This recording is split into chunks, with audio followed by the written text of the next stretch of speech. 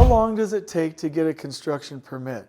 In this video, I'm going to talk to you about the different steps, the different considerations. We're also going to link you to a video about how to manage the permitting process in the description below. And then I'm also going to give you specific timelines depending on the circumstance that you're in. So if you came for that, you're in the right place. Let's go.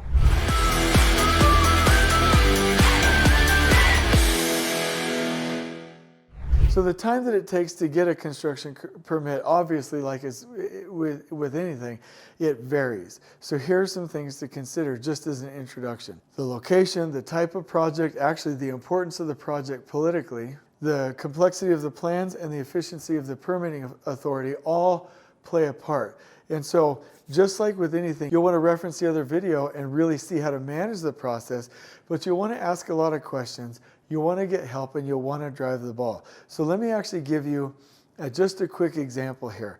And this was, I know a developer and builder, really good friend of mine. I won't mention his name, but he has some really good experience with this. And one of the stories that he told me, and this ties in, but stay with me on the story. He said he did not get paid or even get any investor money until the development permit was issued.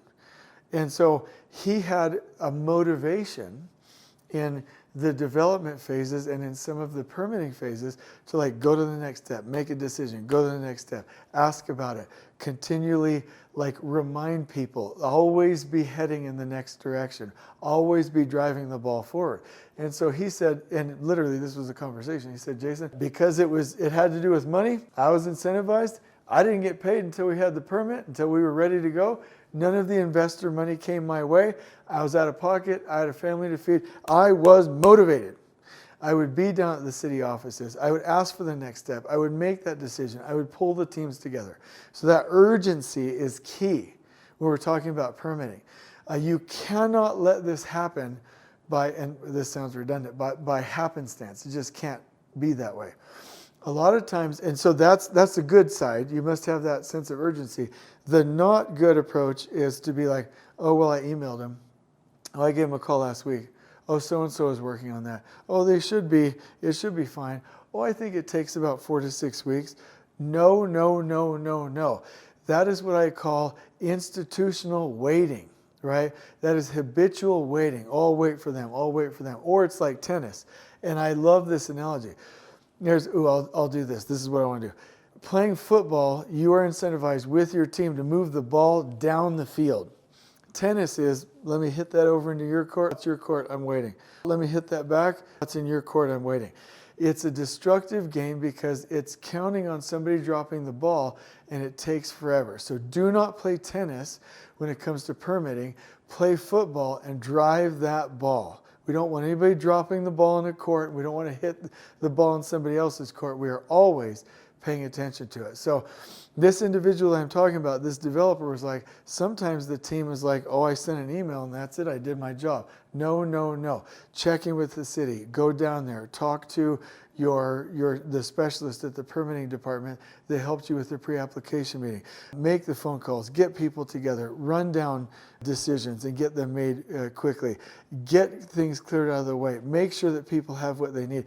Check, and drive the process. So that's one of the first things that I want to say. So actually, if you ask me before I go through the rest of this content, like what is the biggest thing that drives the permitting duration and how long it takes, it's your drive and how much energy you put behind it. But let me go ahead and give you some other considerations as well. Location. Local regulations will stipulate the durations that people have for review times, how long you can plan on reviews and the overall process to take, how long they have for the process or your set of drawings to be in queue. So always look at the local regulations where you are and where you're submitting this permit.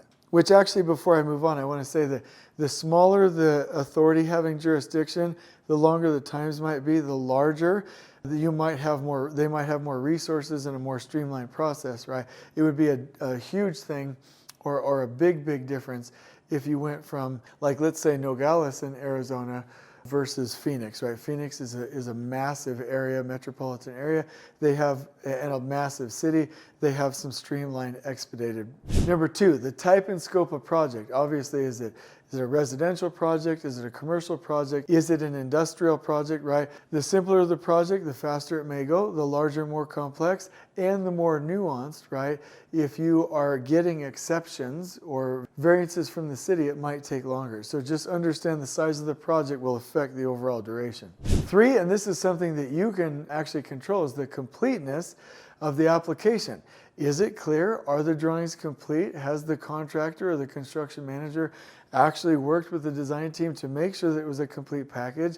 Did you follow all of the checklists for the submission? The more complete the package, the better off you'll be and the shorter the actual review times will be. Number 4, the review and inspection process. How long it will take to actually review that size of drawings, which you should be able to find out when you submit, and a peer review, kind of a peer review, but also a review by the inspectors that will inspect the building. These all take time, and you'll want to know what the standard AHJ durations are for these submissions that allow for the plan review and the inspectors to review the drawing set as well to get you back the comments or the approval for your review set. And so these are some things to consider. You're probably like, Jason, that's not very specific, but let me just say this. You will map out the permitting process.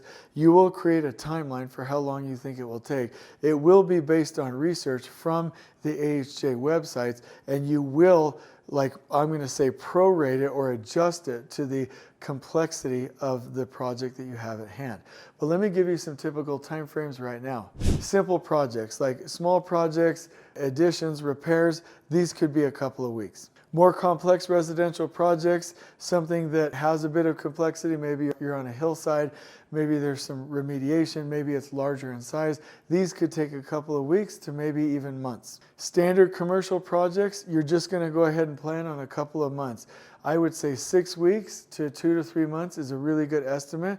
Depending on the complexity, it could be more. But typically, if you have like a really intense commercial or industrial project that's important to the city and it's very political, typically there will be some very specific efforts taken by the local municipality to expedite those. But you can at least plan on a couple of months. Complex projects, like really complex projects that may not have the expediting support, could take months, up to 4, 5, 6 months, sometimes even 8, 9, or all the way up to a year. Now, there are fast track options, not only for the permit review, but also for the inspection process, to where the inspections don't take as long. A lot of times this will require expediting fees, or you'll be a part of a special program, or like I said before, if politically the project is important enough, the local municipality will expedite that. But you're always going to want to look into other options from an expediting standpoint. And whenever I go, and now in your pre-application meeting, you can talk about that, and you will have a specialist that you can contact. But I would ask that question. And for those of you who are doing smaller projects, ask even if you have to go from counter to counter to counter when you're researching these permit requirements. So some tips that I would leave you are: submit complete and accurate applications. Always consult with the local authorities and make friends along the way, please. Hire professionals to help you. Oh my gosh, let me just do a timeout for this. Depending on the red tape remover that you've hired to do this and how qualified they are, you can really shorten this timeline or go through a nightmare. In fact, we have a facilitator at Leanbuilt that's working with a developer that's helping with the design, helping to coordinate local power requirements, how we feed the building with internet, how we get through the permitting process, even helping us to expedite the initial purchasing of the switchgear. Absolutely, absolutely fantastic. So do not be afraid to hire professionals to expedite this process, because they know how to navigate the system. And plan ahead. Make sure that you have properly understood these timelines, and make sure that you are in the game ready to go, and that you are able to drive this process every step of the way, not with milestones, but with inchstones along the way. So basically, the permit duration can vary, but it can be from a couple of weeks to a couple of months. Most of this will be listed on the AHJ's website, and if it's very complex, it can take multiple months, if not up to a year. The bottom line is follow the tips, know where you're heading, and have a mindset of drive instead of habitual waiting. I'm going to put all of this in the description below in a blog post for you to help, and we'll put bullets in there for the specific steps and tips. I hope you've really enjoyed this and that you're able to properly plan for your permitting process on we go.